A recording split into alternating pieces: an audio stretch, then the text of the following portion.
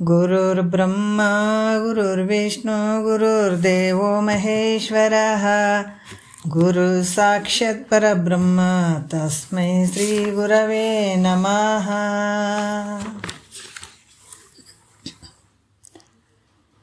ಶ್ರೀ ಜಗದ್ಗುರು ಸಿದ್ಧಾರೂಢರ ಪಾದಕಮಲಗಳಿಗೂ, ಶ್ರೋತ್ರಿಯ ಬ್ರಹ್ಮನಿಷ್ಠ ಸದ್ಗುರು ಬಸವಾನಂದರ ಪಾದಕಮಲಗಳಿಗೂ, ಅವರ ಪ್ರತಿರೂಪದಂಥ ನಿಜಗುಣಪ್ಪನವರ ಪಾದಕಮಲಗಳಿಗೂ ನನ್ನ ದೀರ್ಘದಂಡ ಪ್ರಣಾಮಗಳನ್ನು ಸಲ್ಲಿಸುತ್ತಾ,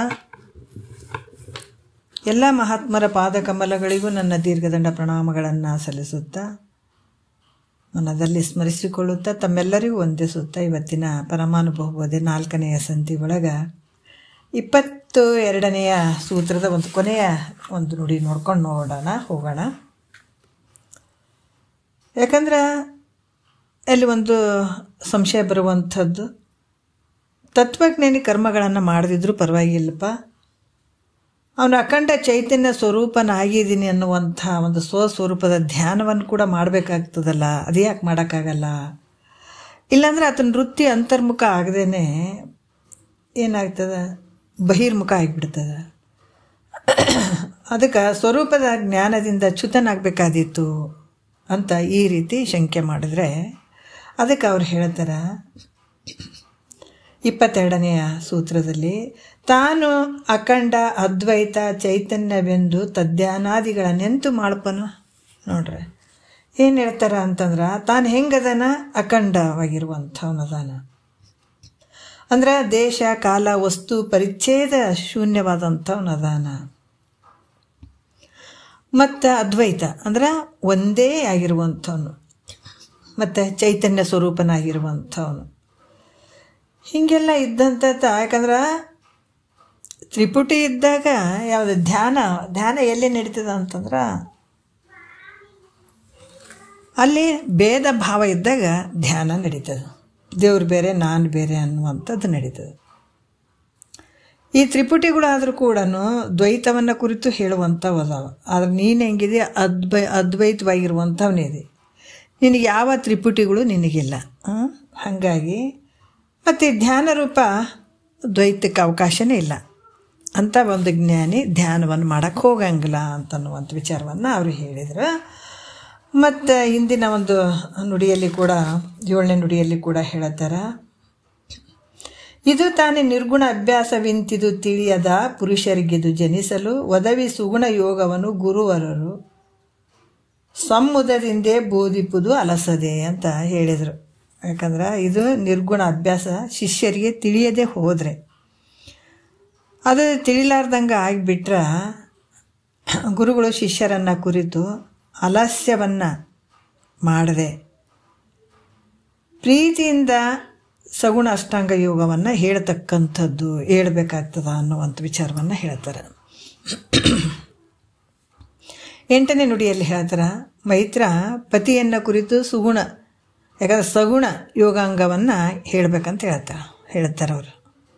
ಸಗುಣ 8ನೇ ನುಡಿಯಲ್ಲಿ ಹೇಳ್ತಾರೆ, ಏನೇ ಕೇಳಿದು ಮೈತ್ರಿಯೇ ವಿನಯದಿಂದವೇ ತನ್ನ ಮನದನ್ನಿನಿಗೆ ಮತ್ತೆ ಮಣಿದಂದು ಮುನಿಪತಿ ಸುಗುಣ ಯೋಗಾಂಗವನ್ನೆನಗೆ ಪೇಳೆನುತ ಭಿನ್ನಯಿಸಿದಳು ಒಲವಿಂದೆ ಅಂತ ಹೇಳ್ತಾರೆ. ಏನಂದರೆ ಏನೇ ಅಂದ್ರೆ ಪತಿಯು ಹೀಗೆ ಹೇಳಲು ಅಂತ ಅರ್ಥ. ಮೈತ್ರಿಯು ಕೇಳಿದು ಅಂದ್ರೆ ಮೈತ್ರಿಯ ದೇವಿಯು ಆಲಿಸಿ, ವಿನಯದಿಂದ ಅಂದ್ರೆ ನಮ್ರತೆಯಿಂದ ತನ್ನ ಮನದನ್ನೆನಿಗೆ ಅಂದ್ರೆ ತನ್ನ ಮನ ಮೆಚ್ಚಿದಂಥ ಪತಿಗೆ, ಗಂಡನಿಗೆ, ಮನದನ್ಯನಿಗೆ ಮತ್ತೆ ಮಣಿದೊಂದು ಅಂದ್ರೆ ನಮಸ್ಕಾರ ಮಾಡಿ, ಹೇ ಮುನಿಶ್ರೇಷ್ಠನೇ ಅಂತ ಹೇಳ್ತಾಳೆ. ನೋಡ್ರಿ ಏನು ಹೇಳ್ತಾರೆ ಅವರು ಅಂದ್ರೆ, ಪತಿಯಾದಂಥ ಯಾಜ್ಞವಲ್ಕ ಮಹರ್ಷಿಗೆ ತನ್ನ ಸತಿಯಾದಂಥ ಯಾರು ಮೈತ್ರಿಯ ದೇವಿ ಹೇಳ್ತಾಳೆ ಏನಂದ್ರೆ, ಭಾಳ ವಿನಯದಿಂದ ನಮ್ರ ಭಾವನೆಯುಳ್ಳಂಥವಳಾಗಿ ಪತಿಯನ್ನು ಕುರಿತು ನನಗೆ ಆ ಸಗುಣ ಅಷ್ಟಾಂಗ ಯೋಗವನ್ನು ಹೇಳಬೇಕಾದಂಥದ್ದು ಮುಖ್ಯ ಅಂತ ಕೇಳ್ತಾ ಇದ್ದಾಳೆ. ಯಾರು? ಮೈತ್ರಿಯ ದೇವಿ. ಇದು ತಿಳಿಲಿಲ್ಲ ಅಂತಂದ್ರೆ ನೀನು ಹೆಂಗೆ ಹೇಳಬೇಕು ಅಂತಂದ್ರೆ, ನನಗೆ ಪ್ರೀತಿಯಿಂದ ಒಲವಿನಿಂದ ಅಲಸದೆ ಹೇಳು ಅಂತ ಕೇಳ್ತಾಳೆ. ಈ ರೀತಿ ಕೇಳ್ಕೊಳ್ತಾಳೆ ಮೈತ್ರಾದೇವಿ. ಮತ್ತು ಯಾಕಂದ್ರೆ ಅದಕ್ಕೆ ಗುರುಗಳಲ್ಲಿ ಕರುಣೆ ಅನ್ನುವಂಥದ್ದು ಬಹಳ ಮುಖ್ಯ ಆಗಿರ್ತದೆ. ಇದು ಅರ್ಥ ಆಗಲಿಲ್ಲ ಆ ಶಿಷ್ಯನಿಗೆ ಅಂತಂದ್ರೆ ಮತ್ತೆ ಮುಂದೆ ಏನಂದ್ರೆ ಸಗುಣ ಅಷ್ಟಾಂಗ ಯೋಗವನ್ನು, ಸಗುಣ ಯೋಗಾಂಗವನ್ನು ನನಗೆ ಹೇಳು ಅಂತ ಕೇಳ್ಕೊಳ್ತಾಳೆ ಆಕೆ. ಮತ್ತು ಈ ಸಂಧಿಯನ್ನು ಉಪಸಂಹಾರ ಮಾಡ್ತಾರೆ. ಇದು ನಿಜಗುಣ ಯೋಗಿ ಮುದದಿಂದ ತಿಳಿಯ ಪೇಳಿದ ಯಾಜ್ಞವಲ್ಕ್ಯ ಮೈತ್ರಿಯ ವದವಿದ ಸಂವಾದದೋಳು 4ನೆಯ ಸಂಧಿ ಸದಮಳ ಪರಮಾನುಭವ ಬಂದಿ ಅಂತ ಹೇಳಿ, ನಿಜಗುಣ ಅಂತ ಈ ಯೋಗಿಯು, ನಿಜಗುಣ ನಾಮಕವಾದಂತಹ ಯೋಗಿಯು ಬಹಳಷ್ಟು ಪ್ರೀತಿಯಿಂದ ಜ್ಞಾನದ ಸಲುವಾಗಿ ಹೇಳಿದಂಥದ್ದಿದು. ಇದು ಮತ್ತು ಯಾಜ್ಞವಲ್ಕ್ಯ ಮತ್ತು ಮೈತ್ರಾದೇವಿಯ ಇವರುಗಳ ಈ ಸಂವಾದ ಹೆಂಗಂತಂದ್ರೆ ಈ ಒಂದು ಜ್ಞಾನದ ಒಂದು ಸಂವಾದ ನಡೆದಂಥದ್ದು. ಇದು 4ನೆಯ ಸಂಧಿ ಅಂದರೆ ನಿತ್ಯ ಶುದ್ಧವಾದಂಥ ಪರಬ್ರಹ್ಮವನ್ನು ಅನುಭವಕ್ಕೆ ತಂದು ಕೊಡುವಂಥ ವಾಕ್ಯಗಳಿಂದ ಇರುವಂಥ ವಿಚಾರಗಳು. ಯಾಕಂದ್ರೆ ಪರಬ್ರಹ್ಮವನ್ನು ಅನುಭವಕ್ಕೆ ತರುವಂಥ ವಾಕ್ಯಗಳು ತುಂಬಿರುವಂಥದ್ದು ಇದು ಪರಮಾನುಭವ ಬೋಧೆ. ಈ ರೀತಿಯಾಗಿ ಇರುವಂಥದ್ದು. ನಿಜ ಸ್ಥಿತಿ ನಿರೂಪಣೆ ಸೂತ್ರ 22ಕ್ಕೆ ಪದ 185, ಇತಿ ಸಂಧಿ 4ಕ್ಕೆ ಸೂತ್ರ 22ಕ್ಕೆ ಪದ 185ಕ್ಕೆ ಸಂಪೂರ್ಣಂ, ಅಂತೂ ಸಂಧಿ 4ಕ್ಕೆ ಸೂತ್ರ 76ಕ್ಕೆ ಪದ 627ಕ್ಕೆ ಮಂಗಳಮಸ್ತು ಅಂತ ಹೇಳಿದ್ರಲ್ಲಿ. ಈಗ ನಾವು ಶ್ರೀ ಗುರು ಶಂಭುಲಿಂಗಾಯ ನಮಃ 5ನೆಯ ಸಂಧಿ ಇವಾಗ ಶುರುವಾಗ್ತದೆ. 5ನೇ ಸಂಧಿ 1ನೇ ಮತ್ತು 2ನೇ ಸಂಧಿಗಳಲ್ಲಿ ಏನು ಮಾಡಿದರು? ಉಪಕ್ರಮ ಉಪಸಂಹಾರ ಮಾಡಿದರು. ಅಂದ್ರೆ ಅಧಿಷ್ಠಾನ ವಸ್ತುವನ್ನು ಹೇಳಿದರು. ಉಪಕ್ರಮ ಮತ್ತು ಉಪಸಂಹಾರ ಮಾಡ್ತಾ ಅಧಿಷ್ಠಾನದ ವಸ್ತುವ ಬಗ್ಗೆ ಹೇಳಿದರು. ಈಗ 3ನೇ ಸಂಧಿಯಲ್ಲಿ ಅದೇ ನೀನೆಂದು ಸಾಧ್ಯ ಸ್ವರೂಪ ಜ್ಞಾನವನ್ನು ಹೇಳಿದರು. ಅದೇ ಸ್ವರೂಪನೇ ನೀನೆ, ಅಪರಬ್ರಹ್ಮ ಸ್ವರೂಪ ನೀದಿ ಅಂತ ಈ 3ನೇ ಸಂಧಿ ಒಳಗೆ ಹೇಳಿದರು. ಈ 4ನೇ ಸಂಧಿಯಲ್ಲಿ ಈ 3 ಗುಣಗಳೇನದಾವ, ಈ 3 ಗುಣಗಳಿಗೆ ವಿಲಕ್ಷಣನಾಗಿರುವಂಥದ್ದು ನಿರ್ಗುಣ ಯೋಗವನ್ನು ಹೇಳಿದರು ಅವರು. ಈ 3 ಗುಣಗಳಿಗೆ ಏನು ವಿಲಕ್ಷಣನಾಗಿರುವಂಥದ್ದು ನಿನ್ನ ಸ್ವರೂಪ ಐತಪ್ಪ ಅಂತ ಈ ನಿರ್ಗುಣ ಯೋಗದ ಬಗ್ಗೆ ಅಲ್ಲಿ ಹೇಳಿದರು. ಅದು ತಿಳಿಲಿಲ್ಲಪ್ಪ ಶಿಷ್ಯನಿಗೆ ಅಂತಂದಾಗ ಅದಕ್ಕೆ ಕಾರಣವಾಗಿ ನಿರ್ಗುಣ ಅಷ್ಟಾಂಗವನ್ನು ಹೇಳಿದರು. ಏನು ತಿಳಿಲಿಲ್ಲ ಅಂದರೆ ಅಟ್ಲೀಸ್ಟ್ ನಿರ್ಗುಣ ಅಷ್ಟಾಂಗವನ್ನು ಇದರ ಮಾಡ್ಕೋ. ಮತ್ತು ಇದು ನಿರ್ಗುಣ ಅಷ್ಟಾಂಗನೂ ನನಗೆ ತಿಳಿತಾ ಇಲ್ಲ ಅಂತಂದಾಗ ಸಗುಣ ಅಷ್ಟಾಂಗ ಯೋಗವನ್ನು ಈಗ ಹೇಳ್ತಾರೆ. ಮುಂದೆ ಸಗುಣ ಅಷ್ಟಾಂಗ ಯೋಗ ಹೇಳ್ತಾರೆ. ಇಲ್ಲಿ ಕೂಡ ಏನು ಹೇಳ್ತಾರೆ? 1ನೆಯ ಒಂದು ಸೂತ್ರ ನೋಡೋಣ. ಏನು ಹೇಳ್ತಾರೆ? ಸಗುಣ ಯೋಗ ಅಷ್ಟಾಂಗವನ್ನು ತನು ಮಾನಸಾದಿಗಳೊಡ ನೊಂದಿ ಪೇಳುವೆನು ಕೇಳು. ಈಗ ಸಗುಣ ಯೋಗ ಅಂದರೆ ಇದು ಸಗುಣ ಯೋಗ ಅಂದರೆ ಏನಂದ್ರೆ ನಿರ್ಗುಣ ಅಂದ್ರೆ ಯಾವುದು ಗುಣಗಳಿಗೆ ನಿಲುಕದೇ ಇರುವಂಥದ್ದು, ಆ ಗುಣಗಳು ಇಲ್ಲ ಅಲ್ಲಿ, ಅದಕ್ಕೆ ನಿರ್ಗುಣ ಯೋಗ ಅಂತ ಹೇಳಿದರು. ಈ ಸಗುಣ ಯೋಗ ಅಂದರೆ ಈ ಗುಣಗಳಿಂದ ಕೂಡಿದಂಥದ್ದು. ಈ ರೀತಿ ಅಷ್ಟಾಂಗ ಅಂದರೆ 8 ಅಂಗಗಳನ್ನು ಶರೀರ ಮನಸ್ಸು ಇವು ಮೊದಲಾದವುಗಳನ್ನೇ. ಅಂದ್ರೆ ಇಲ್ಲಿ ಶರೀರನೂ ಬೇಕು ಮನಸ್ಸನ್ನು ಬೇಕು. ಯಾವುದರಲ್ಲಿ? ಸಗುಣ ಅಷ್ಟಾಂಗ ಯೋಗದಲ್ಲಿ. ಅಲ್ಲಿ ನಿರ್ಗುಣ ಅಷ್ಟಾಂಗ ಯೋಗದಲ್ಲಿ ನಿರ್ಯೋಗದಲ್ಲಿ ಇವಕ್ಕೆ ಶರೀರ ಇಲ್ಲ, ಅಲ್ಲಿ ಮನಸ್ಸು ಒಂದಿರಬೇಕು, ಮನಸ್ಸೊಂದು ದೃಢ ಆಗಿರಬೇಕು. ಆದರೆ ಇಲ್ಲಿ ಶರೀರ ಮತ್ತು ಮನಸ್ಸು ಎರಡೂ ಇರಬೇಕಾಗ್ತದೆ. ಅದಕ್ಕೆ ಇವುಗಳ ಒಡನೆ ಮೊದಲಾದವುಗಳೊಡನೆ ಕೂಡಿಕೊಂಡು ಹೇಳುತ್ತೇನೆ ಕೇಳು ಅಂದರೆ ಆಲಿಸು. ಅದಕ್ಕೆ ತನು ಮಾನಸಾದಿಗಳೊಡ ನೊಂದಿ ಅಂದ್ರೆ ಶರೀರ ಮತ್ತು ಮನಸ್ಸು ಇವೆರಡಗಳನ್ನು ಇಟ್ಕೊಂಡು ನಾನು ಹೇಳ್ತೀನಿ ನೀ ಕೇಳು ಅನ್ನುವಂಥ ವಿಚಾರ. ಯಾಕಂದರೆ ಇಲ್ಲಿ ಕೂಡ ಶರೀರ ಪ್ರಾಣ ಮನಸ್ಸು ಇವೆಲ್ಲವುಗಳಿಗೆ ಸಂಬಂಧಿಸಿಕೊಂಡಿರುವಂಥದ್ದು 8 ಯಮಾದಿ ಅಂಗಗಳು ಹೇಳ್ತೇನೆ. ಮತ್ತು ಯಾವ್ಯಾವು? ಶರೀರ ಪ್ರಾಣ ಮನಸ್ಸು ಇವು 3 ಇವುಗಳನ್ನು ಸಂಬಂಧಿಸಿಕೊಂಡಿರುವಂಥ 8 ಯಮಾದಿ ಅಂಗಗಳ ಬಗ್ಗೆ ನಾನು ಹೇಳ್ತೀನಿ ಅನ್ನುವಂಥದ್ದು ಇಲ್ಲಿ ಕೆಲವು ಹೆಸರುಗಳನ್ನು ಅವರು ಹೇಳುತ್ತಾರೆ. ಯಾಕಂದ್ರೆ ಯಮ ನೇಮ ಆಸನ ಪ್ರಾಣಾಯಾಮ ಪ್ರತ್ಯಾಹಾರ ಧ್ಯಾನ ಧಾರಣ ಸಮಾಧಿ ಅಂತ ಹೇಳಿದ್ದಾರೆ ಅವರು. ಏನು ಹೇಳಿದಾರೆ? ಶ್ರೀ ಗುರು ಶಂಭುಲಿಂಗನನ್ನ ಕುರಿತು ಇಲ್ಲಿ ಕೆಲವು ವಿಚಾರಗಳನ್ನು ಅವರು ಹೇಳುತ್ತಾರೆ. ಏನು ಹೇಳುತ್ತಾರ ನೋಡೋಣ. ಇಲ್ಲಿ ಭಾಳಷ್ಟು ವಿಚಾರಗಳನ್ನು ನಮ್ಗೆ ತಿಳಿಸ್ತಾರೆ. ಏನು ಹೇಳ್ತಾರೆ ನೋಡೋಣ. ಶ್ರೀ ಮಹಾದೇವಂಗೆ ಸೋಮಂಗೆ ಸುಖಪೂರ್ಣ ಧಾಮಂಗೆ ಸತ್ಯ ಚಿದ್ರೂಪಂಗೆ ಕಾಮಿತ ಜನ ಕಲ್ಪಭೂಜಂಗೆ ಶಂಭುವಿಗೆ ಆಮೋದದಿಂದೆ ವಂದಿಸುವೇನು. ಫಸ್ಟ್ ಶ್ರೀ ಶಂಭುಲಿಂಗನನ್ನು ಕುರಿತು ಅವರು ನಮಸ್ಕಾರ ರೂಪವನ್ನು ಮಂಗಳವನ್ನು ಮಾಡುವಂಥದ್ದು. ಯಾಕಂದರೆ ಶ್ರೀ ಅಂತಂದಾಗ ಷಡ್ಗುಣ ಐಶ್ವರ್ಯದಿಂದ ಒಡಗೂಡಿದಂಥ ಮಹಾದೇವಂಗೆ, ಈ ರೀತಿಯಿಂದ ಕೂಡಿದಂಥ ಮಹಾದೇವಂಗೆ. ಮತ್ತು ಇಲ್ಲಿ ಸೋಮಂಗೆ ಅಂದರೆ ಇದು ಎಲ್ಲ ಬ್ರಹ್ಮಾದಿ ದೇವತೆಗಳಿಗಿಂತಲೂ ಶ್ರೇಷ್ಠವಾದಂಥವನು. ಮಹಾದೇವ ಅಂತಂದರೆ ಏನು? ಬ್ರಹ್ಮಾದಿ ದೇವತೆಗಳಿಗಿಂತಲೂ ಶ್ರೇಷ್ಠವಾಗಿರುವಂಥವನು ಮಹಾದೇವ ಆಯ್ತ. ಸೋಮಂಗೆ ಅಂದ್ರೆ ಪಾರ್ವತಿಯಿಂದ ಒಡಗೂಡಿದಂಥ ಪರಮಾತ್ಮ. ಸುಖಪೂರ್ಣ ಧಾಮಂಗೆ ಅಂದರೆ ಪರಿಪೂರ್ಣ ಸುಖದ ಸ್ವರೂಪ ಆದಂಥದ್ದ. ಮತ್ತು ಸತ್ಯ ಚಿದ್ರೂಪಂಗೆ ಅಂದರೆ ಮೂರು ಕಾಲದಲ್ಲಿರುವಂಥವನು, ತ್ರಿಕಾಲ ಅಬಾಧ್ಯನೂ ಆಗಿರುವಂಥ ಸ್ವಯಂ ಪ್ರಕಾಶ ರೂಪನೂ ಆಗಿರುವಂಥವನು. ಕಾಮಿತ ಜನ ಕಲ್ಪಭೂಜಂಗೆ ಅಂದರೆ ಯಾರಿಗೇನೇನು ಬೇಕು ಕೇಳಿದಂಥವರಿಗೆ ಕೇಳಿದಂಥ ಕೊಡುವಂಥ ಪರಮಾತ್ಮ. ಕಲ್ಪಭೂಜಂಗೆ ಅಂದರೆ ಏನಂದ್ರೆ ಕಲ್ಪವೃಕ್ಷವಾದಂಥದ್ದು. ಶಂಭುವಿಗೆ ಸುಖವನ್ನು ಉಂಟು ಮಾಡುವಂಥ ಶಂಭುಲಿಂಗನಿಗೆ ನಾನು ಭಕ್ತಿಯಿಂದ ಆಮೋದದಿಂದ ಸಂತೋಷದಿಂದ ಭಕ್ತಿಯಿಂದ ನಾನು ವಂದಿಸ್ತೀನಿ ಅಂತ ಇಲ್ಲಿ ಹೇಳುವಂಥದ್ದು. 1ನೇ ನುಡಿಯಲ್ಲಿ ಹೇಳಿದ್ರು ಅವರು. 2ನೇ ನುಡಿಯಲ್ಲಿ ಹೇಳ್ತಾರೆ. ಮತ್ತು ಯಾಜ್ಞವಲ್ಕ್ಯರ ಗುಣಗಳನ್ನು ಹೇಳ್ತಾ ಗುರುಗಳ ಲಕ್ಷಣ ಕೂಡ ಹೇಳ್ತಾರೆ ಅವರು. ಏನು ಹೇಳ್ತಾರೆ? ಶ್ರೀಮತ್ ಅನಂತ ವಿದ್ಯಾಮೂರ್ತಿ, ಭಕ್ತ ಚಿಂತಾಮಣಿ, ಸುಜ್ಞಾನ ಶರನಿಧಿ, ತಾಮಸ ದೂರನು ಉತ್ತಮನು, ಯಾಜ್ಞವಲ್ಕ್ಯ ಮಹಾಮುನಿಪತಿ ದಯಾಪೂರ್ಣನು ಅಂತ ಹೇಳ್ತಾರೆ ಅವರು. ಏನು ಹೇಳ್ತಾರೆ? ಶ್ರೀಮತ್ ಅಂದರೆ ಸಕಲ ಐಶ್ವರ್ಯದಿಂದ ಕೂಡಿದಂಥದ್ದು. ಅನಂತ ವಿದ್ಯಾಮೂರ್ತಿ ಅಂದರೆ ಅನೇಕ ವಿದ್ಯೆಗಳೆಲ್ಲ ಕೂಡಿದಂಥದ್ದು. ಮತ್ತು ಭಕ್ತ ಚಿಂತಾಮಣಿ ಅಂದರೆ ಭಕ್ತರು ಕೇಳಿದಂಥದ್ದನ್ನು ಇಷ್ಟಾರ್ಥವನ್ನು ಕೊಡೋದರಲ್ಲಿ ಚಿಂತಾಮಣಿ ಪ್ರಾಯವಾಗಿರುವಂಥದ್ದು. ಸುಜ್ಞಾನ ಶರನಿಧಿ ಅಂದರೆ ಸ್ವಸ್ವರೂಪದ ಅಪರೋಕ್ಷ ಜ್ಞಾನಗಳಿಗೆ ಸಮುದ್ರ ಪ್ರಾಯನಾದಂಥದ್ದು ನೋಡ್ರಿ. ಮತ್ತೆ ಹೇಳ್ತಾರೆ ತಾಮಸ ದೂರ ಅಂತಂದ್ರೆ ಶಿಷ್ಯರಿಗೆ ಬೋಧನೆ ಮಾಡುವುದರಲ್ಲಿ ಆಲಸ್ಯವಿಲ್ಲದಂಥದ್ದು. ಇಲ್ಲಿ ಯಾಜ್ಞವಲ್ಕ್ಯರ ಇಲ್ಲಿ ಗುಣಗಳನ್ನು ಕೂಡ ಹೇಳ್ತಾ ಇದ್ದಾರೆ. ಆತ ಶಿಷ್ಯನಿಗೆ ಹೇಳಬೇಕಾದ್ರೆ ಯಾವುದೇ ಆಲಸ್ಯ ಇಲ್ಲದೇ ಹೇಳಬೇಕು. ಶಿಷ್ಯನಿಗೆ ವಿಚಾರಗಳನ್ನು ಹೇಳಬೇಕಾದಾಗ ಯಾವುದು ಬೇಸರ ಪಟ್ಟುಕೊಳ್ಳದೇ ಆಲಸ್ಯವಿಲ್ಲದೇ ಶಿಷ್ಯರಿಗೆ ಬೋಧನೆ ಮಾಡಿಕೊಳ್ಳುವಂಥದ್ದು ತಾಮಸ ದೂರನು. ಉತ್ತಮ ಯಾಜ್ಞವಲ್ಕ್ಯ ಅಂತಂದ್ರೆ ಸರ್ವೋತ್ತಮನಾದಂಥ ಯಾಜ್ಞವಲ್ಕ್ಯ, ಸರ್ವೋತ್ತಮ ಅಂತ ಹೇಳಿದ್ದಾರೆ.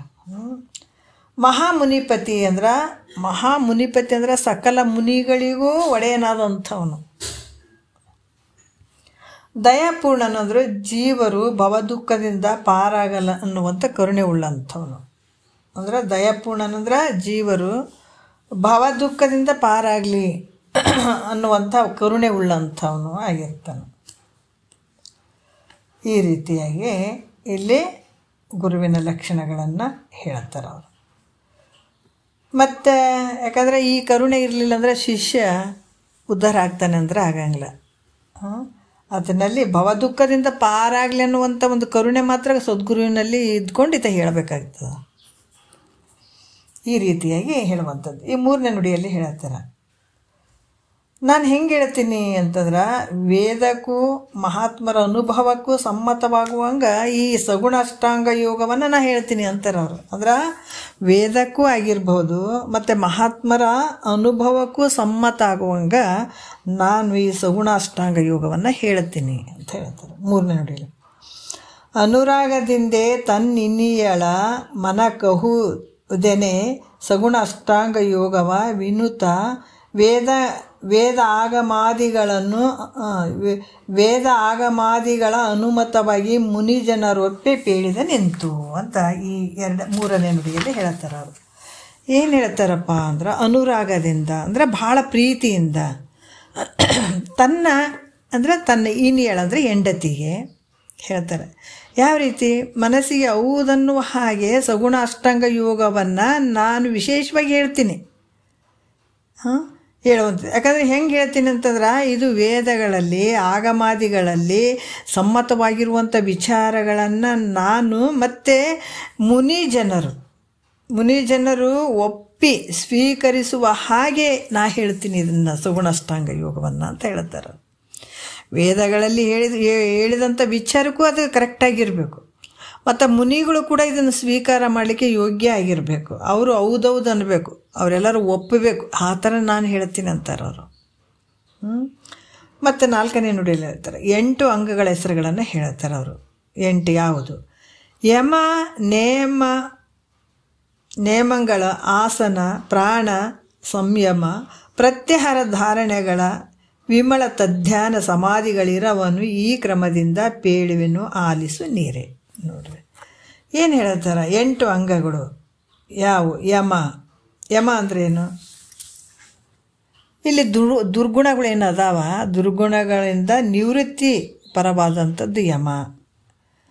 ಈ ನೇಮ ಅಂತಂದ್ರೇನು ಅಂದ್ರೆ ಸದ್ಗುಣಗಳಲ್ಲಿ ಪ್ರವೃತ್ತಿ ಉಳ್ಳಂಥದ್ದು, ಇವುಗಳನ್ನು ಹೇಳ್ತೀನಿ ಅಂತಾರೆ. ಆಸನ ಅಂತಂದ್ರೆ ಏನಂದ್ರೆ ಶರೀರ ಆರೋಗ್ಯ ಮಾಡುವಂಥದ್ದು. ಯಾವುದು? ಆಸನ. ಇದು ಶರೀರ ಆರೋಗ್ಯ ಪಡಿಸುವಂಥದ್ದು. ಪ್ರಾಣ ಸಂಯಮ ಅಂದ್ರೆ ಪ್ರಾಣವಾಯುವನ್ನು ವಿರೋಧಿಸುವಂಥದ್ದು. ಪ್ರತ್ಯಾಹಾರ ಅಂತಂದ್ರೆ ಒಂದನ್ನು ಕೊಟ್ಟು ಒಂದು ಬಿಡಿಸುವಂಥದ್ದು. ಧಾರಣೆ ಅಂದರೆ ಒಂದು ಸ್ಥಾನದಲ್ಲೇ ಇರಿಸುವಂಥದ್ದು ಇವುಗಳ. ವಿಮಳ ಅಂದರೆ ಪರಿಶುದ್ಧ, ತದ್ಯಾನ ಅಂದರೆ ಪರಮಾತ್ಮನ ಚಿಂತನ ಅಂತ ಕೆಲವು ವಿಷಯಗಳನ್ನು ಹೇಳ್ತಾರೆ. ಏನು ಹೇಳ್ತಾರೆ? ಯಮ, ನೇಮ, ಆಸನ, ಪ್ರಾಣಾಯಾಮ, ಪ್ರತ್ಯಾಹಾರ, ಧಾರಣ, ಧ್ಯಾನ, ಸಮಾಧಿ, ಈ 8 ಅಂಗಗಳು ಅದಾವೆ. ಇವುಗಳ ಬಗ್ಗೆ ನಾನು ಹೇಳ್ತೀನಿ. ಯಾಕಂದ್ರೆ ಅಲ್ಲಿ ನಿರ್ಗುಣ ಅಷ್ಟಾಂಗದಾಗೂ 8 ಇದ್ದವು, ಸಗುಣ ಅಷ್ಟಾಂಗದಾಗ ಇರ್ತಾವೆ. ಅಲ್ಲಿ ಬರೀ ಮನಸ್ಸು ದೃಢ ಆಗಿರಬೇಕು, ಇಲ್ಲಿ ಶರೀರ ಮನಸ್ಸು 2 ಇರಬೇಕು. ಸಗುಣ ಅಷ್ಟಾಂಗದ ಬಗ್ಗೆ ಹೇಳ್ತಾರೆ ಅವರು. ಸಗುಣ ಯೋಗ ಅಷ್ಟಾಂಗ ನಾಮಕ್ರಮ ನಿರೂಪಣೆ ಸೂತ್ರ 1ಕ್ಕೆ ಪದ 5 ಅಂತ ಹೇಳಿ ಈಗ ಹೇಳ್ತಾರೆ. ಈ ಅಂಗಗಳನ್ನು ಕ್ರಮೇಣ ಅಭ್ಯಾಸ ಮಾಡ್ತಾ ಹೋದಾಗ ಅಧಿಕಾರ ತಾರತಮ್ಯ ಭಾವವು ಹೇಳ್ತಾರೆ. ಏನೇನು ಇವು 8 ಅಂಗಗಳೇನು ಅದಾವ, ಯಮ, ನೇಮ, ಆಸನ, ಪ್ರಾಣಾಯಾಮ, ಪ್ರತ್ಯಾಹಾರ ಮತ್ತು ಧಾರಣ, ಧ್ಯಾನ, ಸಮಾಧಿ ಏನದಾವ, ಇವು 2, 3 ಹಿಂಗೆ ಮಾಡ್ಕೊತ ಹೋದಾಗ ಆಯಾ ಅಧಿಕಾರಿ ತನಕ ಬರ್ತಾನೆ ಆ ವ್ಯಕ್ತಿ, ಮುಮುಕ್ಷು. ಏನು ಹೇಳ್ತಾರೆ? 5ನೇ ನುಡಿಯಲ್ಲಿ ಹೇಳ್ತಾರೆ, ಯುವತಿ ಕೇಳು, 8, 6, 4, 2 ಅಂಗವು. ಯಾಕಂದರೆ ಅಂಗವಾದಿವರು ಅಭ್ಯಾಸಿಪ ಅವರುಗಳು ಅಧಮ, ಮಧ್ಯಮ, ಉತ್ತಮರೆನಿಸುವವರು ಅನುಗತಿ ವಿಡಿದುದು ನಿಜ ಅಂತ ಹೇಳ್ತಾರೆ. ಏನು ಹೇಳ್ತಾರೆ? ಯುವತಿ ಕೇಳು, ಆಲಿಸು, ಸ್ತ್ರೀಯಳೇ ಆಲಿಸು. 8, 6, 4, 2 ಅಂಗವಾದಿ 7 ಎಲ್ಲಗಳ ನೋಡ್ರಿ, ಎಲ್ಲಗಳು ಅಭ್ಯಾಸಿಪ ಅವರುಗಳು ಅಧಮ, ಮಧ್ಯಮ, ಎನಿಸುವರು ಅನುಗತಿ ಬಿಡಿದುದು ನಿಜ ಅಂತ ಹೇಳ್ತಾರೆ. ಇಲ್ಲಿ ಯಾರ್ಯಾರು ಎಷ್ಟೆಷ್ಟು ಮಾಡ್ತಾರೋ ಅಷ್ಟಷ್ಟು ಅಧಿಕಾರತ್ವವನ್ನು ಪಡೀತಾರೆ. ಅಲ್ಲಿ 3 ರೀತಿಯಿಂದ ಬರ್ತದೆ. ಯಾವುದು? ಅಧಮ, ಮಧ್ಯಮ, ಉತ್ತಮ ಅಂತ ಬರ್ತದೆ.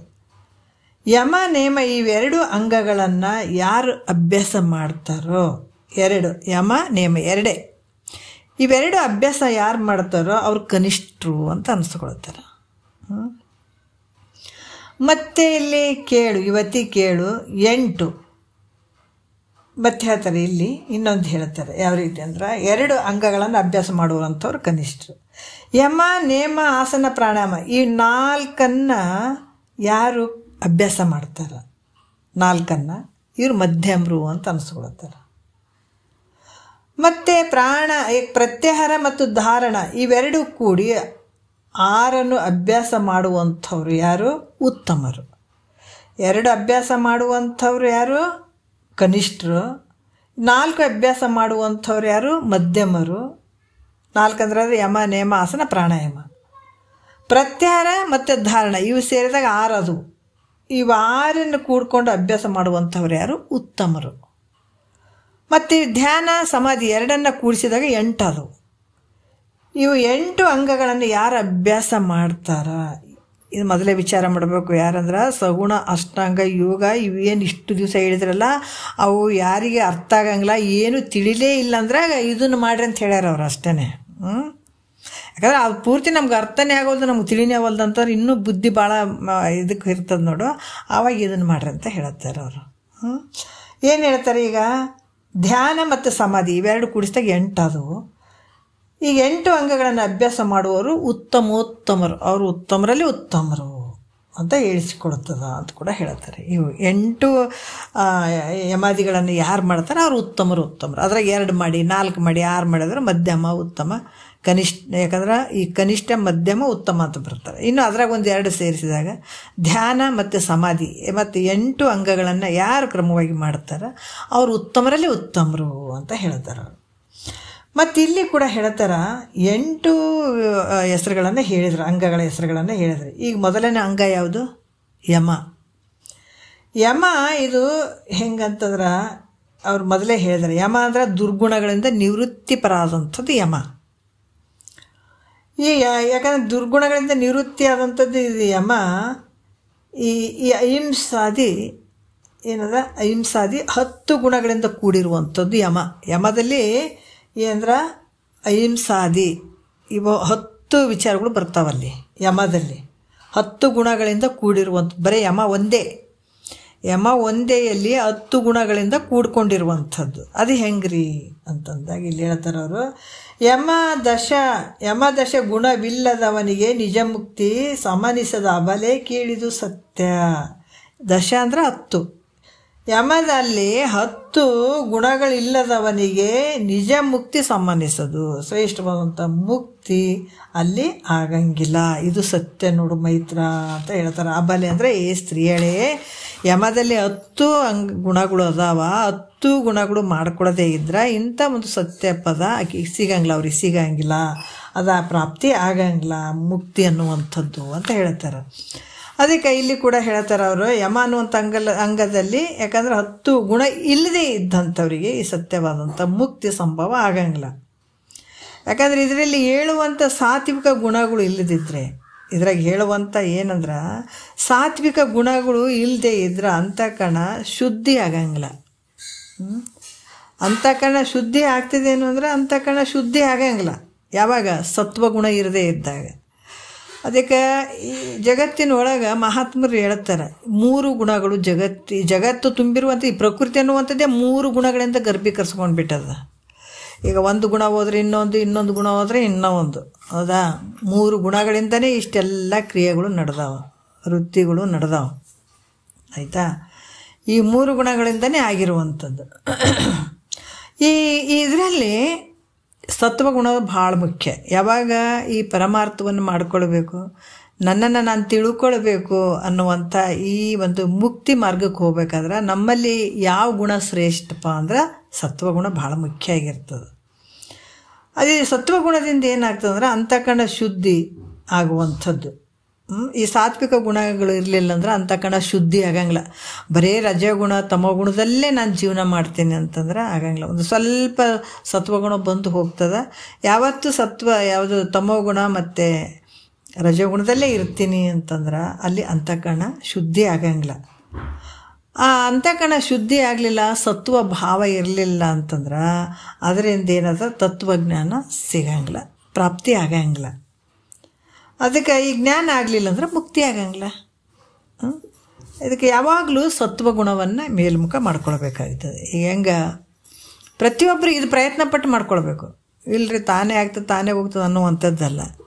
ಈ ಗುಣಗಳನ್ನು ನಾವೇ ಅದನ್ನು ಪ್ರಯತ್ನಪಟ್ಟು ಸತ್ವಗುಣವನ್ನು ಯಾವತ್ತೂ ಇಟ್ಕೊಳ್ಬೇಕಾಗ್ತದೆ. ಈಗ ನಗ್ಗಿನ ಮುಳ್ಳಿಗೆ 3 ಮುಳ್ಳು ಇರ್ತಾವೆ, ಒಂದು ಮ್ಯಾಲೆ ಇರ್ತದೆ, 2 ಕೆಳಗೆ ಬಿದ್ದಿರ್ತಾವಲ್ಲ. ಅದ್ರಂಗೆ ಮನುಷ್ಯನಿಗೆ ಸತ್ವ ರಜೋ ತಮ 3 ಗುಣಗಳು ಅದಾವ. ಸತ್ವಗುಣವನ್ನು ಯಾವತ್ತೂ ಮೇಲ್ಮುಖ ಮಾಡಿಕೊಂಡಾಗ ಮಹಾತ್ಮರ ವಾಕ್ಯ ನಮ್ಗೆ ಅರ್ಥ ಆಗ್ತದೆ. ಆ ಭಾವದಲ್ಲಿ ಅಂತಃಕರಣ ಶುದ್ಧ ಆಗ್ತದೆ. ಯಾವಾಗ ಸಾತ್ವಿಕ ಗುಣವನ್ನು ನಾವು ಯಾವಾಗಲೂ ಇಟ್ಕೊತ ಬಂದಾಗ ಏನಾಗ್ತದೆ, ಅಂತಃಕರಣ ಶುದ್ಧಿ ಆಯ್ತಂದಾಗ ಅಲ್ಲಿ ಏನಾಗ್ತದೆ, ತತ್ವಜ್ಞಾನ ಲಭಿಸ್ತದೆ. ತತ್ವಜ್ಞಾನ ಆಗೋದ್ರಿಂದ ಮುಕ್ತಿ ಆಗ್ತದೆ. ಅದಕ್ಕೆ ಸತ್ವಾತ್ ಸಂಜಾಯತೆ ಜ್ಞಾನಂ ಅಂದ್ರೆ ಸತ್ವಗುಣದಿಂದ ಅಂತಃಕರಣ ಶುದ್ಧಿಯಾಗಿ ತತ್ವಜ್ಞಾನ ಏನಾಗ್ತದೆ, ಲಭ್ಯ ಆಗ್ತದೆ. ಸತ್ವಗುಣದಿಂದ ಏನಾಗ್ತದೆ, ಅಂತಃಕರಣ ಶುದ್ಧಿ ಆಗ್ತದೆ. ಶುದ್ಧಿಯಾಗಿ ತತ್ವಜ್ಞಾನವು ನಮ್ಗೆ ಲಭ್ಯ ಆಗ್ತದೆ, ಸಿಗುವಂಥದ್ದು. ಹಿಂಗೆ ಗೀತಾವಾಕ್ಯನೂ ಐತೆ. ಅದರಿಂದ ಯಮದಶ ಗುಣದಿಂದ ಇದರಿಂದ ಯಮದಲ್ಲಿರುವಂಥ 10 ಗುಣಗಳಿಂದ ಅಂತಃಕರಣ ಶುದ್ಧಿಯಾಗಿ, ಅಂತಃಕರಣ ಶುದ್ಧ ಆಗ್ತದೆ. ಶುದ್ಧಿಯಾಗಿ ಜ್ಞಾನದಿಂದ ಮುಕ್ತಿ ಆಗ್ತದೆ ಅಂತ ಹೇಳ್ತಾರೆ. ಅಂತಃಕರಣ ಶುದ್ಧಿ ಮಾಡಿಕೊಂಡೇ ಮುಂದಕ್ಕೆ ಹೋಗ್ಬೇಕಾಗ್ತದೆ, ಮತ್ತು ಜ್ಞಾನ ಅಲ್ಲ. ಜ್ಞಾನ ಆಗ್ತದಂತಲ್ಲ, ಇದು ಯಮದಲ್ಲಿರುವಂಥ 10 ಗುಣಗಳನ್ನು ನಾವು ಮಾಡ್ತಾ ಹೋದಾಗ ಅಂತಃಕರಣ ಶುದ್ಧಿ ಆಗ್ತದೆ, ಜ್ಞಾನದಿಂದ ಮುಕ್ತಿ ಆಗ್ತದ ಅಂತ ಕೂಡ ಹೇಳ್ತಾರೆ. ಈ ರೀತಿ ತಿಳಿಬೇಕು ಅಂತ ಹೇಳ್ತಾರೆ. ಮತ್ತು ವಂದನೆ ನೋಡಿ, ಇಲ್ಲಿ ಹೇಳ್ತಾರ. ಈಗ ವಂದನೆ ಇದರಲ್ಲಿ ಒಂದು ಹೇಳ್ತಾರೆ, ಮೊದಲಿಂದ ಹೇಳ್ತಾರೆ. ಈ ಪ್ರಾಣಿಗಳ ಸ್ವಭಾವ ಯಾವುದು? ಪ್ರಾಣಿಗಳ ಸ್ವಭಾವ ಪ್ರವೃತ್ತಿ ಆದಂಥದ್ದು ಹಿಂಸ ಗುಣದಿಂದ ಹಿಂದಿರಿಸುವಂಥದ್ದು. ಅಹಿಂಸೆ ಅನ್ನುವಂಥ ಒಂದು ಗುಣದ ಸ್ವಭಾವವನ್ನು ಹೇಳ್ತಾರೆ ಅವರು ಒಂದನೇ ನುಡಿಯಲ್ಲಿ. ತನು ಮನೋ ವಚನ ಕರ್ಮನಿ ಕಾಯದಿಂದೋರ್ಮೆ ಜನರಿಗೆ ಅಡರಿಸದೆ ವಿನಯದಿಂದಿರಲ್ಲ ಅದು ತಾನೇ ಅಹಿಂಸೆ ಎಂದೆನಿಪುದು ನೋಪುರಾಂಚಿತ ಪಾದೆ ಅಂತ ಹೇಳ್ತಾರೆ ಅವರು. ಎಷ್ಟು ಇದರಲ್ಲಿ ಯಮದಲ್ಲಿ ಒಂದೆದ್ದು ಹೇಳ್ತಾರೆ. ಯಮದಲ್ಲಿ ಏನು ಹೇಳ್ತಾರೆ ಅಂದರೆ, ತನು ಅಂದರೆ ಶರೀರ, ಮನಸ್ಸು, ವಾಣಿ, ಕಾಯ ವಾಚ ಮನಸ್ಸು ಅಂತ ಹೇಳ್ತಾರೆ. ಈ 3 ತ್ರಿಕರಣ ಅಂತ ಹೇಳ್ತಾರೆ. ಶರೀರ, ವಾಣಿ ಮತ್ತು ಮನಸ್ಸು, ಈ 3 ತ್ರಿಕರಣದ ಮೂಲಕ ಪರರಿಗೆ ನೋವನ್ನುಂಟು ಮಾಡದೆ ಇನ್ನೊಬ್ಬರಿಗೆ, ಅದಕ್ಕೆ ಏನು ಹೇಳ್ತಾರೆ, ಪರೋಪಕಾರಾಯ ಪುಣ್ಯಾಯ ಪಾಪಾಯ ಪರಪೀಡನ. ಪರೋಪಕಾರ ಯಾವಾಗ ಮಾಡ್ತೀವಿ ಅದು ಪುಣ್ಯಕ್ಕೆ ಜಮಾ ಆಗ್ತದಲ್ಲ. ಇಲ್ಲಿ ಕೂಡ ಏನು ಹೇಳ್ತಾರೆ, ಈ ಕಾಯ ವಾಚ ಮನಸ್ಸು ಅಂದರೆ ಶರೀರ, ಮಾತಿನಿಂದ ಮನಸ್ಸಿನಿಂದ ಈ ತ್ರಿಕರಣ ಮೂಲಕ ಪರರಿಗೆ ನೋವನ್ನುಂಟು ಮಾಡದೆ, ಅಂದರೆ ಶರೀರದಿಂದ ಆಗಲಿ ವಾಣಿಯಿಂದಾಗಲಿ, ಶರೀರದಿಂದ ಕಷ್ಟ ಮಾಡುವಂಥದ್ದಾಗಿರ್ಬೋದು, ವಾಣಿಯಿಂದ ನಿಷ್ಠೂರು ನಿಂದಾರೂಪವಾಗಿ ಮಾತಾಡುವಂಥದ್ದಾಗಿರ್ಬೋದು, ಯಾರಿಗಾಗಲಿ ನೋವನ್ನುಂಟು ಮಾಡುವಂಥ ಮಾತು. ಏನೋ ಮಾತಾಡ್ತಾರಂದ್ರೆ ಭಾಳಷ್ಟು ಬೇಜಾರಾಗಿಬಿಡ್ತದೆ. ಕೆಲವ್ರು ಮಾತಾಡ್ತಾ ಇದ್ದಾರಂದ್ರೆ ಅದು ಬೇಕಂತ ಅವ್ರಿಗೆ ಅನ್ನಂಗೆ ಹೇಳ್ಬಿಟ್ಟಿನ್ರಿ ಅಂತಾರೆ. ಆ ಥರ ಯಾವತ್ತೂ ಮಾತಾಡಬಾರ್ದು. ಇನ್ನೊಬ್ಬರಿಗೆ ನಿಂದೆ ಮಾಡುವಂಥ ಮಾತಾಡಬಾರ್ದು, ನೋವಾಗುವಂಥ ಮಾತಾಡಬಾರ್ದು. ಆಮೇಲೆ ಈ ಮನಸ್ಸಿನಿಂದ ಅನಿಷ್ಟ ಚಿಂತನೆ, ಮನಸ್ಸಿನಿಂದ ಅನಿಷ್ಟ ಅಂದ್ರೆ ಇನ್ನೊಬ್ರಿಗೆ ಹಿಂಗಾಗಲಿ ಅನ್ನುವಂಥದ್ದು ಅನಿಷ್ಟ ಚಿಂತನೆಯನ್ನು, ಇದರಿಂದ ಕೂಡ ಅನ್ಯರಿಗೆ ದುಃಖವನ್ನು ಉಂಟು ಮಾಡದೆ, ಅಂದ್ರೆ ಈ ಕಾಯ ವಾಚ ಮನಸ್ಸು ಈ 3ರಿಂದನೇ ಇನ್ನೊಬ್ರಿಗೆ ತೊಂದರೆ ಆಗಬಾರ್ದು. ನಾವು ಶರೀರದಿಂದ ಮಾಡುವಂಥ ಕೆಲಸ ಕೂಡ ಇನ್ನೊಬ್ರಿಗೆ ತೊಂದರೆ ಆಗಿರ್ಬೋದು. ಅದಕ್ಕೆ ಹೇಳ್ತಾರಲ್ಲ, ಎಂತೊಲಿವನೋ ತನಗಿನ್ನೆಂತೊಲಿವನೋ, ಕರ್ಣತ್ರಯದ ದೋಷ ಮಿರೆ ಕಂತು ಕಾಲ ಪುರವೈರಿ ಗುರು ಶಂಭುಲಿಂಗ ತನಗಿನ್ನೆಂತೊಲಿವನೋ. ಪರವಧುವಿನ ಕೂಟ, ಅನ್ಯರ ವಿತ್ತಾಪಹರಣ, ಅಭಕ್ಷ್ಯ ಸೇವನೆ, ಹಿಂಸೆ, ಪರಿವಿಡಿದ ಈ 3 ಪಾತಕಗಳು. ಯಾಕಂದರೆ ಇಲ್ಲಿ ಹೇಳ್ತಾರೆ, ಪರವಧುವಿನ ಕೂಟ, ಅನ್ಯರ ವಿತ್ತಾಪಹರಣ, ಇನ್ನೊಬ್ಬರು ದುಡ್ಡು ತಗೊಳ್ಳೋದು, ಕಳ್ಳತನ ಮಾಡೋದು, ಈ ರೀತಿ ಮಾಡೋದಾಗ ಮನಸ್ಸಿಂದ, ಯಾಕಂದರೆ ಈ ರೀತಿ ಶರೀರದಿಂದ ಮಾಡುವಂಥದ್ದಾಗಿರ್ಬೋದು. ಆಮೇಲೆ ಪುಸಿ, ಅನುಚಿತ, ಸುಳ್ಳು ಹೇಳುವಂಥದ್ದು, ಕೆಲವೊಂದು ವಾಣಿಯಿಂದ ಆಗುವಂಥ ಪಾಪಗಳು, ಪೈಶೂನ್ಯತೆ, ಚಾಡಿ ಹೇಳುವಂಥದ್ದು, ಒಬ್ಬರಿಂದ ಹೋಗಿ ಇನ್ನೊಬ್ರಿಗೆ ಹೇಳಿಬಿಡೋದು, ಒಬ್ಬೊಬ್ರಿಗೆ ತಡ್ಕೊಳಕ್ಕೆ ಆಗಂಗಿಲ್ಲ. ಏನಾದರೂ ಒಂದು ಚೂರು ಉಸಿರಿ ಬಿಟ್ಟರೆ ಆಯ್ತು, ಇನ್ನೊಬ್ರಿಗೆ ಹಂಗೆ ಹೇಳ್ಕೊತ ಹೋಗ್ಬಿಡ್ತಾರೆ. ಅದು ಅವರಿಗೆ ಒಂದು ಅಭ್ಯಾಸ ಅದು. ಅದಕ್ಕೆ ಪೈಶೂನ್ಯತೆ, ಈ ರೀತಿ ಪುಸಿ ಹೇಳುವಂಥದ್ದು, ಸುಳ್ಳು ಹೇಳುವಂಥದ್ದು, ಅಂದರೆ ಚಾಡಿ ಹೇಳುವಂಥದ್ದು, ಇದೆಲ್ಲ ಮಾಡಬಾರ್ದು. ಈ ರೀತಿಯಾಗಿ ಈ ಮನಸ್ಸಿನಿಂದ ಇನ್ನೊಬ್ರಿಗೆ ಹಿಂಗಾಗಲಿ ಅನ್ನುವಂಥದ್ದು ಮನಸ್ಸಿನಲ್ಲಿ ಕೂಡ ಅಂದ್ಕೊಳ್ಬಾರ್ದು. ಅನ್ಯರಿಗೆ ದುಃಖವನ್ನು ಉಂಟು ಮಾಡದೆ ತ್ರಿಕರಣಗಳಿಂದ ಪರರಿಗೆ ವಿನಯದಿಂದ ವರ್ತಿಸುವುದಾದರೆ, ಅಂದ್ರೆ ಈ 3 ನೀವು ಮಾಡುವಂಥ ಕೆಲಸ ಶರೀರದಿಂದ ಮಾಡುವಂಥದ್ದಾಗಿರ್ಬೋದು, ಮಾತಿನಿಂದ ವಾಣಿಯಿಂದಾಗಿರ್ಬೋದು, ಮತ್ತು ಮನಸ್ಸಿನಿಂದ ಆಗಿರ್ಬೋದು. ಈ 3 ತ್ರಿಕರಣಗಳಿಂದ ಇನ್ನೊಬ್ಬರಿಗೆ ತೊಂದರೆ ಆಗಿರಬಾರ್ದು. ವಿನಯದಿಂದ ವರ್ತಿಸುವಂಥದ್ದು, ಎಷ್ಟು ಸಾಧ್ಯ ಆಗ್ತದೆ ಅಷ್ಟು ಉಪಕಾರ ಮಾಡುವಂಥದ್ದು. ನಿನಗೆ ಮಾಡೋಕ್ಕಾಗಲಿಲ್ಲ ಅಂತಂದ್ರೂ ಕೂಡ ನೀವು ಸುಮ್ಮನೆ ಇರಿ, ಇನ್ನೊಬ್ಬರಿಗೆ ಅನ್ಯಾಯ ಮಾಡೋಕ್ಕೆ ಹೋಗಬೇಡ, ಅನ್ನಬೇಡ, ಬಾಯಿಲೆ ಅನ್ನಬಾರ್ದು, ಸುಮ್ಮನೆ ಇದ್ಬಿಡ್ಬೇಕು ಅಷ್ಟೇ. ನಿನಗೆ ಸಹಾಯ ಮಾಡೋದಿದ್ರೆ ಮಾಡು, ಇಲ್ಲಾಂದ್ರೆ ಮಾಡೋಕ್ಕಾಗದೇ ಇದೆ ಸುಮ್ಮನೆ ಇರು. ಅದಕ್ಕೆ ಈ ರೀತಿ ವಿನಯದಿಂದ ವರ್ತಿಸುವಂಥದ್ದು ಅದಕ್ಕೇನು ಹೇಳ್ತಾರೆ, ಅಹಿಂಸೆ ಅಂತ ಹೇಳ್ತಾರೆ. ಇದು ಯಮದಲ್ಲಿ ಬರುವಂಥದ್ದು ಒಂದನೇದ್ದು, ಅಹಿಂಸೆಯದಲ್ಲೇ ಇರುವಂಥದ್ದು.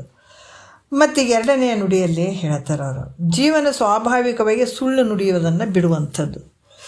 ಸ್ವಾಭಾವಿಕವಾಗಿ ಸುಳ್ಳನ್ನು ಮಾತಾಡುವಂಥದ್ದು ಬಿಡುವಂಥದ್ದು, ಬಿಟ್ಟು ಸತ್ಯ ನುಡಿಯನ್ನು ಸ್ವೀಕಾರ ಮಾಡಬೇಕು. ಏನು ಮಾಡಬೇಕು? ಸತ್ಯ ನುಡಿಯನ್ನೇ ಸ್ವೀಕಾರ ಮಾಡಬೇಕಾಗ್ತದೆ ಹೇಳ್ತಾರೆ. ಈಗ ಎರಡನೇ ನುಡಿಯಲ್ಲಿ ಹೇಳ್ತಾರೆ, ಏನು ಹೇಳ್ತಾರೆ, ಇದು ಪರಮಾರ್ಥವಿಂತಿದು, ಧರ್ಮವಿದು, ಸೇವೆವಿದು, ಪರಹಿತವಿದು, ಸಮುಚಿತ ಇದು, ನೀತಿ ಮತವೆನ್ನಲು ಅಕ್ಕೇಳೋರು ಆತ್ಮರುಳು ನುಡಿಯುವುದು ಸತ್ಯವೆನಿಪುದು ಅಂಗನೆ ಕೇಳು ಅಂತ ಹೇಳ್ತಾರೆ. ಏನು ಹೇಳ್ತಾರ ಅಂತಂದ್ರೆ, ಇದು ಪರಮಾರ್ಥವಿಂತಿದು, ಕೇಳು ಅಂಗನೆ ಅಂದರೆ ಏ ಸ್ತ್ರೀಯಳೇ ಆಲಿಸು, ಇದು ಪರಮಾರ್ಥವು ಅಂದರೆ ಇದು ಸತ್ಯವಾಗಿರುವಂಥದ್ದು. ಪರಮಾರ್ಥ ಅಂದರೆ ಜ್ಞಾನರೂಪವಾಗಿರುವಂಥ ಸತ್ಯವಾಗಿರುವಂಥದ್ದು. ಇಂತಿದು ಅಂದರೆ ಹೀಗಿರುವಂಥದ್ದು. ಇದು ಧರ್ಮವು ಅಂದರೆ ವೇದ ಸಮ್ಮತವಾದಂಥದ್ದು ಮತ್ತು ಸ್ವೀಕಾರ ಮಾಡಲಿಕ್ಕೆ ಯೋಗ್ಯವಾಗಿರುವಂಥದ್ದು. ಇದು ಎರಡನೆಯವರಿಗೆ ಮತ್ತು ಸುಖವನ್ನು ಉಂಟು ಮಾಡುವಂಥದ್ದು. ಅದಕ್ಕೆ ಹೇಳ್ತಾರೆ, ಎಲ್ಲ ಲಕ್ಷಣಗಳು ಯಾವ ಮಾತು ಕೂಡಿಕೊಂಡಿರ್ತದೋ ಅದು ಸತ್ಯ ಅಂತ ಅನ್ನಿಸ್ತದೆ. ಇಲ್ದಿದ್ರೂ ಅದು ಸತ್ಯವಿದ್ದಾಗಿದ್ರೂ ಅಸತ್ಯ ಅಂತ ಅನಿಸ್ಕೊಳ್ತದೆ ಅದು. ಮತ್ತು ಹೆಂಗಂದ್ರೆ ವಾಣಿಯು ಸತ್ಯವಿದ್ದರೆ, ಧರ್ಮವಾಗದೇ ಇದ್ದರೆ, ವಾಣಿ ಅದು ಸತ್ಯದಿಂದ ಕೂಡಿರಲಿಲ್ಲ, ಧರ್ಮದಿಂದ ಕೂಡಿರಲಿಲ್ಲ ಅಂತಂದ್ರೆ ಅದೇನಾಗ್ತದೆ, ಪರಹಿತ ಮಾಡುವಂಥದ್ದಕ್ಕೆ, ಸೇವೆ ಮಾಡುವಂಥದ್ದಕ್ಕೆ ಆ ಸಮಯಕ್ಕೆ ಯೋಗ್ಯವಾಗದೆ ಹೋಗಿದ್ದರೆ ಅದು ಸತ್ಯ ಅಂತ ಹೇಳಿಸಿಕೊಳ್ಳಂಗಿಲ್ಲ. ಯಾಕಂದ್ರೆ ಪರಹಿತ ಆಗಿರಬೇಕು, ಅದು ಯೋಗ್ಯ ಆಗಿರಬೇಕು. ಆ ರೀತಿಯಿಂದ ನಮ್ಮ ವಾಣಿ ಸತ್ಯವಾಗಿ ಇತ್ತು ಅಂದ್ರೆ, ಧರ್ಮವಾಗಿ ಇತ್ತು ಅಂತಂದ್ರೆ ಅದು ಯೋಗ್ಯವಾಗಿರುವಂಥದ್ದು. ಅದು ಇರಲಿಲ್ಲ ಅಂದ್ರೆ ಅದು ಏನಂದ್ರೆ ಸತ್ಯ ಅಂತ ಹೇಳಿಸ್ಕೊಳ್ಳೋಕೆ ಸಾಧ್ಯ ಇಲ್ಲ. ಅದರಿಂದ ಇಲ್ಲಿ ಕೂಡ ಹೇಳ್ತಾರೆ, ಯಾಕಂದ್ರೆ ಎರಡನೆಯವರಿಗೆ ದುಃಖವನ್ನು ಉಂಟು ಮಾಡದ್ದಾಗಿಯೂ ಪ್ರಿಯವಾಗಿಯೂ ಮಿತಹಿತವಾಗಿಯೂ ಇದ್ದರೆ ಅದಕ್ಕೆ ಸತ್ಯ ಅಂತ ಹೇಳ್ತಕ್ಕಂಥದ್ದು. ಇನ್ನೊಬ್ಬರಿಗೆ ದುಃಖವನ್ನು ಮಾಡದೇ ಇರುವಂಥ ಮಾತಾಗಿರ್ಬೋದು, ಮತ್ತು ಪ್ರಿಯವಾಗಿರುವಂಥದ್ದು ಮಾತು ಕೇಳಿದ್ರೆ ಭಾಳ ಚಂದ ಮಾತಾಡ್ತಾರಪ್ಪ ಅಂತ ಕೇಳಬೇಕು ಅನ್ನುವಂಥ ಭಾವ ಬರುವಂಥದ್ದು. ಮತ್ತು ಮಿತವಾಗಿ ಹಿತವಾಗಿ ಇದ್ದರೆ, ಮಿತವಾಗಿರುವಂಥದ್ದು ಮತ್ತು ಏನಾಗ್ತದೆ ಹಿತವಾಗಿತ್ತು ಅಂತಂದ್ರೆ ಅದಕ್ಕೆ ಸತ್ಯ ಅಂತ ಹೇಳ್ತಕ್ಕಂಥದ್ದು. ಆದರೆ ಆ ಮಾತಿನಲ್ಲಿ ಇನ್ನೊಬ್ಬರಿಗೆ ತೊಂದರೆ ಆಗಿರಬಾರ್ದು, ದುಃಖ ಆಗಿರಬಾರ್ದು. ಯಾಕಂದರೆ ಮಾತಾಡಿದ್ರೇ ಇನ್ನೊಬ್ರಿಗೆ ನೋವು ಕೊಡ್ಬೇಕನ್ನುವಂಥ ಮಾತುಗಳು ಅವಾಗಿರಬಾರ್ದು. ಮತ್ತು ಪ್ರಿಯ ಆಗಿರಬೇಕು, ಅವು ಮಾತುಗಳು ಕೇಳಬೇಕಪ್ಪ ಅನ್ನುವಂಥದ್ದಾಗಿರಬೇಕು. ಅವ್ರ ಮನಸ್ಸಿನ ಒಂದು ತಾಪ ಏನಿದ್ದಾಗ ಅದು ಶಾಂತ ಆಗಬೇಕು. ಏನೇ ಅವ್ರ ಭಾವನೆಗಳು ಇದ್ದರೂ ಕೂಡ ಆ ವಾಕ್ಯಗಳನ್ನು ಕೇಳಿದಾಗ ಅವ್ರ ಮನಸ್ಸು ಶಾಂತವಾಗಬೇಕು, ಆ ಥರ ಇರಬೇಕು. ಅದಕ್ಕೆ ನುಡಿದರೆ ಮುತ್ತಿನ ಹಾರದಂತಿರಬೇಕು, ನುಡಿದರೆ ಲಿಂಗ ಮೆಚ್ಚಿ ಹೌದೌದು ಎನ್ನಬೇಕು ಅಂತ ಹೇಳ್ತಾರಲ್ಲ, ಬಸವಣ್ಣವ್ರು ಹೇಳ್ತಾರೆ. ಇದು ಒಂದು ವಚನ ಭಾಳ ಅದ್ಭುತವಾಗಿ ಹೇಳ್ತಾರೆ. ಹಾಗಾಗಿ ಮಾತಾಡುವಂಥ ಮಾತು ಹೆಂಗಿರ್ಬೇಕಂದ್ರೆ ಮಿತವಾಗಿರ್ಬೇಕು, ಹಿತವಾಗಿರ್ಬೇಕು, ಪ್ರಿಯ ಆಗಿರ್ಬೇಕು, ಇನ್ನೊಬ್ಬರಿಗೆ ದುಃಖ ಕೊಡುವಂಥದ್ದಾಗಿರಬಾರ್ದು. ಅದಕ್ಕೆ ಅದು ಸತ್ಯ ಅಂತ ಹೇಳ್ಕೊಳ್ಳುವಂಥದ್ದು, ಹೇಳಿಸುವಂಥದ್ದು. ಇದು ಗೀತೆಯಲ್ಲಿ ಕೂಡ ಹೇಳಿದ್ದಾರೆ. ಅದರಿಂದ ಇಲ್ಲಿ ಕೂಡ ಈ ವಾಣಿ ಸತ್ಯ ಅಂತ ಹೇಳಿಸ್ಕೊಳ್ತದ.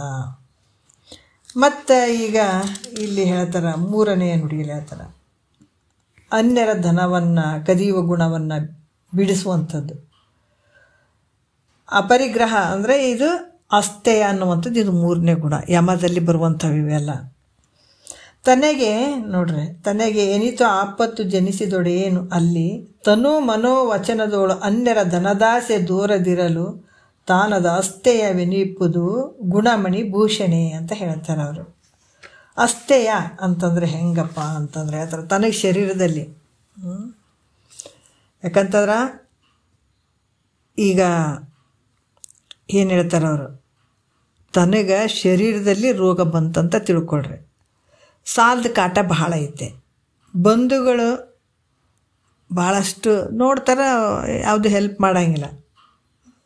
ಮಿತ್ರರ ಅಪಮಾನ ಪಡಿಸೋಣ, ಇವು ಮೊದಲಾದ ಆಪತ್ತುಗಳಿಂದ ಕೂಡಿಕೊಂಡಿದ್ರು ಕೂಡ, ಭಾಳಷ್ಟು ಆಪತ್ತುಗಳಿಂದ ಕೂಡಿಕೊಂಡಿದ್ರು ಕೂಡ ಈ 3 ಕಾಯ ವಾಚ ಮನಸ್ಸದವಲ್ಲ, ಈ ತ್ರಿಕರಣ ಮೂಲಕ ಅನ್ಯರದೊಂದು ತೃಣವನ್ನು ಕೂಡ ಹಿಡಿಯದಿರಲು. ನೋಡ್ರಿ ಎಷ್ಟು ಅದ್ಭುತವಾಗಿ ಹೇಳ್ತಾರೆ. ನಿನಗೇನೇ ಕಷ್ಟ ಬಂದದಪ್ಪ ಅಂತಂದ್ರು ಕೂಡ, ಸಾಲದವ್ರ ಕಾಟ ಐತೆ, ಅಪಮಾನ ಭಾಳ ನಾನಾ ರೀತಿಯಿಂದ ನಿನಗೆ ತೊಂದರೆ ಆಗಿರ್ತಾವ. ಅದಕ್ಕೆ ಹೇಳ್ತಾರೆ ಅವರು, ಧರೆಗೆ ಯಾಚನೆಯಿಂದ ಲಘುತರ ಮುಂಟೆ ಅಂತ ಹೇಳ್ತಾರೆ ಅವರು. ಕೇಳುವಂಥದ್ದು ಭಾಳಷ್ಟು ಕನಿಷ್ಠ ಮಟ್ಟದ್ದು ಅಂತ ಹೇಳ್ತಾರೆ ಅವರು. ಇನ್ನೊಬ್ಬರು ದುಡ್ಡು ತಿನ್ನೋದು, ಅಪೇಕ್ಷೆ ಪಡುವಂಥದ್ದು ಭಾಳಷ್ಟು ಕನಿಷ್ಠ ಭಾವ ಅದು. ತ್ರಿಕರಣ ಮೂಲಕ ಅನ್ಯರದೊಂದು ತೃಣವನ್ನು ಕೂಡ ಹಿಡಿಯದಿರಲು. ಯಾಕಂದ್ರೆ ತ್ರಿಕರಣ ಮೂಲಕ ಅಂದ್ರೆ ಕಾಯ ವಾಚ ಮನಸ್ಸು, ಇವುಗಳು ನಮಗೆ ತೃಣವನ್ನು, ಅನ್ಯರದೊಂದು ತೃಣ, ಒಂದು ಸ್ವಲ್ಪ ಕೂಡ ಅವ್ರದ್ದು ಹಿಡಿಯದೇ ಇರುವಂಥದ್ದು, ತಗೊಳ್ಳದೇ ಇರುವಂಥದ್ದು, ಯಾವುದನ್ನು ಬಯಸದೇ ಇರುವಂಥದ್ದು, ಇದಕ್ಕೆ ಅಸ್ಥೇಯ ಅಂತ ಹೇಳ್ತಾರೆ. ಅಂದರೆ ಪೂರ್ವಜನ್ಮದಲ್ಲಿ ಮಾಡಿದಂಥ ಅಧರ್ಮದಿಂದ, ಯಾಕಂದ್ರೆ ಇಲ್ಲೇನಾಗ್ತದೆ, ಪೂರ್ವಜನ್ಮದಲ್ಲಿ ಮಾಡಿದಂಥ ಅಧರ್ಮ ಏನು ಮಾಡಿರ್ತಾರಲ್ಲ ಅದರಿಂದ ಬಡತನದ ದುಃಖ ಬಂದಿರ್ತದೆ. ಅದನ್ನು ಕಳೆಯೋದಕ್ಕಾಗಿ ವರ್ತಮಾನ ಕಾಲದ ಕಳ್ತನ ಮಾಡಿದ್ರೆ ಹಿಂದಿನ ಈ ಬಡತನ ನಮಗೇನು ಬರ್ತದ ಅದೆಲ್ಲ ನಾವು ಹಿಂದಿನ ಜನ್ಮದಲ್ಲಿ ಮಾಡಿದಂಥ ಪಾಪ ಪುಣ್ಯಗಳ ಫಲವಾಗಿ ನಮಗೆ ಭೋಗದ ಸಾಮಗ್ರಿಗಳು, ಯಾಕಂದರೆ ಎಲ್ಲ ಅದಾವ, ಆದರೆ ಎಲ್ಲವನ್ನು ಪಡ್ಕೊಳ್ಳೋಕೆ ಸಾಧ್ಯ ಅದೇನಂದರೆ ಇಲ್ಲ. ಅವು ನಮಗೇನು ಭೋಗದ ಸಾಮಾನುಗಳು ಸಿಗ್ತಾವ, ಈ ವಸ್ತ್ರ, ಒಡವೆ, ಹೆಂಡತಿ, ಮಕ್ಕಳು, ಏನು ಇವೆಲ್ಲ ಅದಾವ, ಇವು ಹಿಂದಿನ ಜನ್ಮಾಂತರದಲ್ಲಿ ಮಾಡಿದಂಥ ಒಂದು ಪುಣ್ಯ ಪಾಪಗಳ ಫಲವಾಗಿ. ಎಲ್ಲರಿಗೆ ಮಕ್ಕಳು ಅದಾರ, ಎಲ್ಲರೂ ಮಕ್ಕಳು ಚಂದ ಇರ್ತಾರೇನು, ಅದಕ್ಕೆ ಹೆಂಗಿರ್ತಾರೆ ಮಕ್ಕಳು ಒದ್ದು ನೋಡ್ತಾರೆ, ಬೈದು ನೋಡ್ತದ, ಹೊರಗಾಕಿ ನೋಡ್ತಾರೆ. ಗುರುಗಳು ಹೇಳ್ತಿದ್ರು, ಮಕ್ಕಳು ನೋಡ್ತಾರೆ. ಹೆಂಗೆ ನೋಡ್ತಾರೆ ಅವರು? ನಿನಗೆ ಬೈದು ನೋಡ್ತಾರೆ, ನಿನಗೆ ಒದ್ದು ನೋಡ್ತಾರೆ, ನಿನಗೆ ಹೊರಗಾಕಿ ನೋಡ್ತಾರೆ, ನೀನು ನಾನಾ ರೀತಿ ಎಲ್ಲ ಕೂಡ ಚೊಲನೂ ನೋಡ್ತಾರೆ. 2 ರೀತಿಯಿಂದ ಇರ್ತದೆ. ಚೊಲೋ ನೋಡಂಗಿಲ್ಲ ಅಂತಲ್ಲ, ಯಾವುದರಿಂದ ಇದು ನಿನ್ನ ಪಾಪ ಪುಣ್ಯದಿಂದ. ಅದಕ್ಕೆ ಮಕ್ಕಳು ನೋಡವಲ್ರ ಅಂತ ಅನ್ಬೇಡ, ಅದು ಹಿಂದಿನ ಒಂದು ನನ್ನ ಪುಣ್ಯ ಇದ್ರೆ ಅವ್ರು ನೋಡ್ತಾರ, ಪುಣ್ಯ ಇರಲಿಲ್ಲ ಅಂದರೆ ಇಲ್ಲ ಅಂತ ತಿಳ್ಕೊಂಬಿಡ್ಬೇಕು. ಯಾಕಂದರೆ ಇಲ್ಲಿ ಕೂಡ ಹೇಳ್ತಾರೆ, ಭಾಳಷ್ಟು ವಿಚಾರಗಳನ್ನು ಹೇಳ್ತಾರೆ. ಯಾವುದೇ ಭೋಗದ ಸಾಮಾನುಗಳು ನಮಗೆ ಸಿಗ್ಬೇಕಂತಂದ್ರೆ ನಮಗೆ ಅದು ಪುಣ್ಯದ ಫಲದಿಂದನೇ ಸಿಗುವಂಥದ್ದು. ಬಡತನ ಬಂದದ, ನಮ್ಗೆ ಯಾವುದು ಸಿಗ್ತಾ ಇಲ್ಲ. ಭಾಳಷ್ಟು ಜನರ ಕೈಯಾಗ ಬೇಕಾದಷ್ಟು ಭೋಗದ ಸಾಮಗ್ರಿಗಳು ಅದಾವ, ಆದ್ರೆ ನಮಗಿಲ್ಲಲ್ಲಪ್ಪ ಅಂತ ಅನ್ನಂಗಿಲ್ಲ. ಯಾಕಂದ್ರೆ ಅದು ಸಿಗಂಗಿಲ್ಲ, ಅದ್ರ ಬೆನ್ನು ಹತ್ತಿದ್ರು ಸಿಗಂಗಿಲ್ಲ. ಬಾರದು ಬಪ್ಪದು ತಪ್ಪದು. ನೀ ಹಿಂದೆ ಬೆನ್ನು ಹತ್ತಿದ್ರು ಕೂಡ ಸಿಗಂಗಿಲ್ಲ. ಯಾಕೆ ಸಿಗಂಗಿಲ್ಲ? ಹಿಂದಿನ ಪೂರ್ವ ಜನ್ಮದಲ್ಲಿ ಮಾಡಿದಂಥ ಅಧರ್ಮದಿಂದ ಬಡತನ ದುಃಖ ಬಂದಿರ್ತದೆ. ಅದನ್ನು ಕಳೆಯೋದಕ್ಕಾಗಿ ವರ್ತಮಾನ ಕಾಲದಲ್ಲಿ ಕಳ್ಳತನ ಮಾಡಿದರೆ ಎಷ್ಟು ಕಷ್ಟ ಆಗ್ತದೆ. ಅಂದರೆ ಕಳ್ಳತನ ಮಾಡಿ ಸಿಕ್ಕಾಕೊಂಡು ಬಿದ್ದು, ಪೊಲೀಸರ ಕೈಯಾಗಿ ಬಿದ್ದು, ಮತ್ತು ಅಷ್ಟು ಕಷ್ಟಗಳನ್ನು ಅನುಭವಿಸಿ ಒಂದಲ್ಲ ಎರಡಲ್ಲ. ಮತ್ತು ಈ ರೀತಿ ಈಗಲೂ ಯಾಕಂದರೆ ಈಗೂ ದುಃಖವನ್ನು ಅನುಭವಿಸ್ಬೇಕಾಗ್ತದೆ.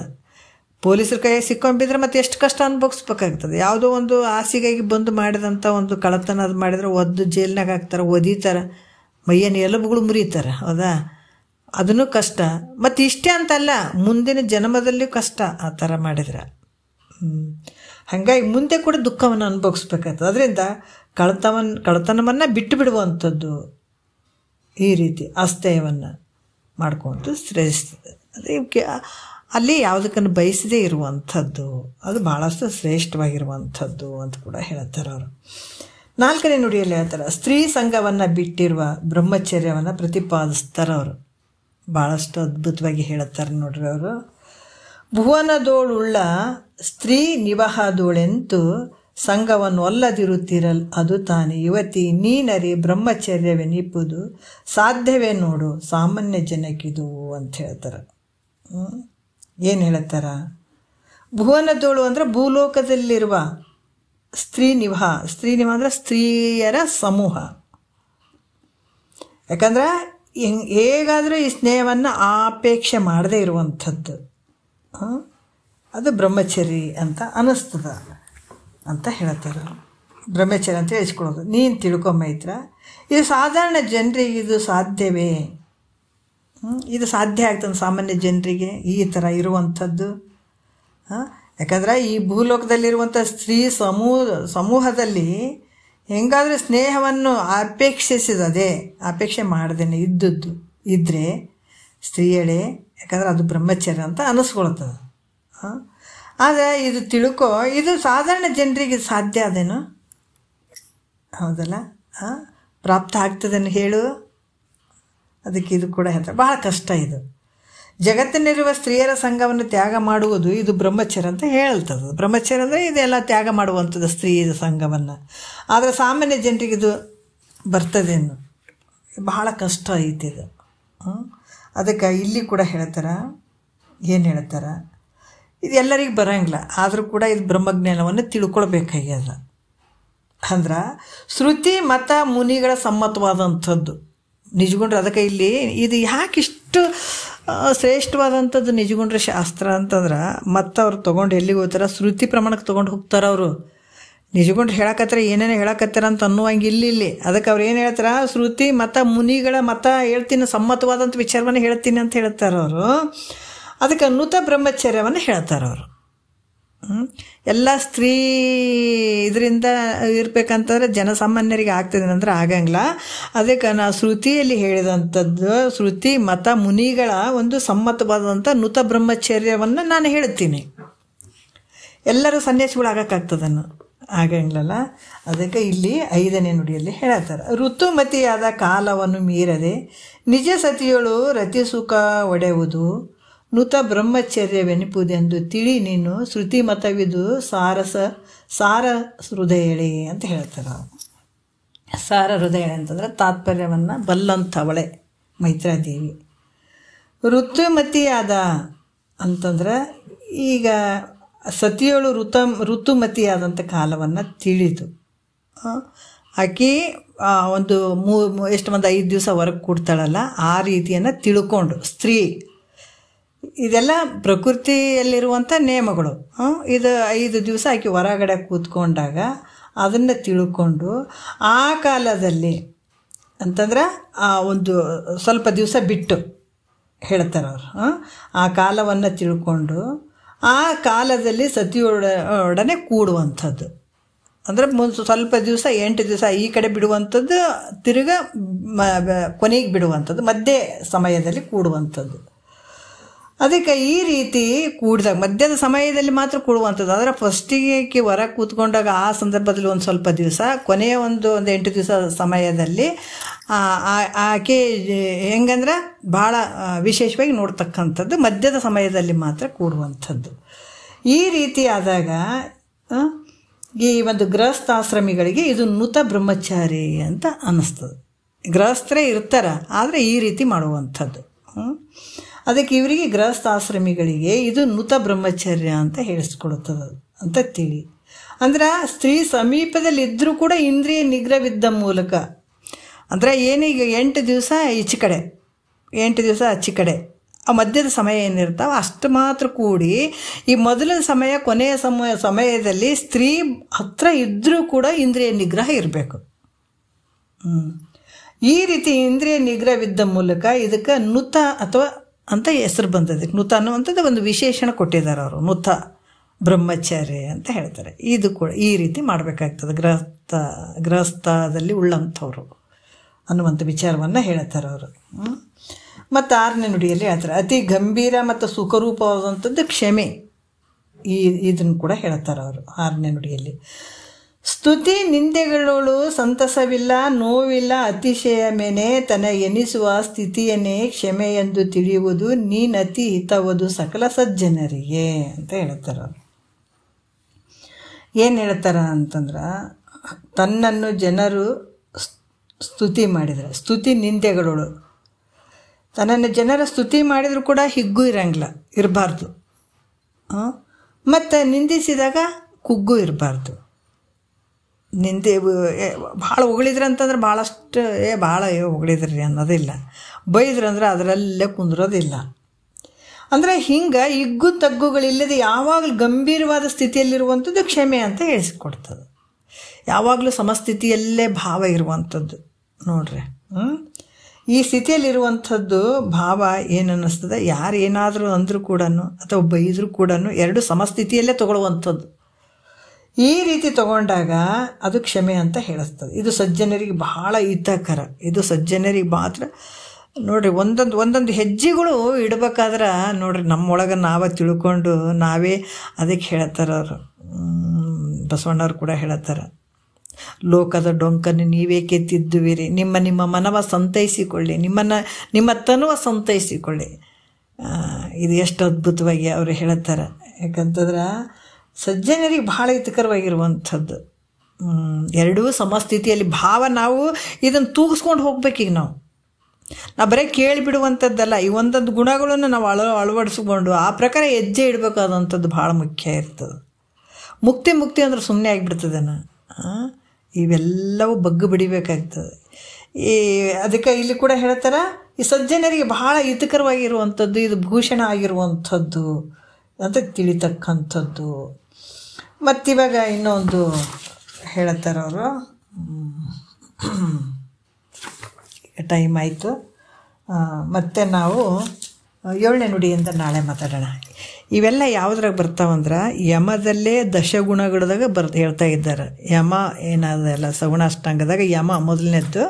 ಯಮದಲ್ಲಿ ಈ ರೀತಿಯಾಗಿ ಇಲ್ಲಿ ನಡ್ಕೊಳ್ಬೇಕಾಗ್ತದೆ, ಇರಬೇಕಾಗ್ತದೆ ಅನ್ನುವಂಥದ್ದನ್ನು ಯಮ ದಶಕದಲ್ಲಿರುವಂಥ ವಿಚಾರಗಳನ್ನು ಹೇಳ್ತಾ ಇದ್ದಾರೆ. ಇದೇ ವಿಚಾರಗಳನ್ನು ನಾಳೆ ಧೈರ್ಯದ ಬಗ್ಗೆ ಹೇಳ್ತಾರೆ, ಹೆಂಗಿರ್ಬೇಕು ಅನ್ನುವಂಥದ್ದು. ಭಾಳಷ್ಟು ಅದ್ಭುತವಾದಂಥ ವಿಚಾರಗಳು ನಮ್ಮ ನಿಜಗುಂಡ್ರು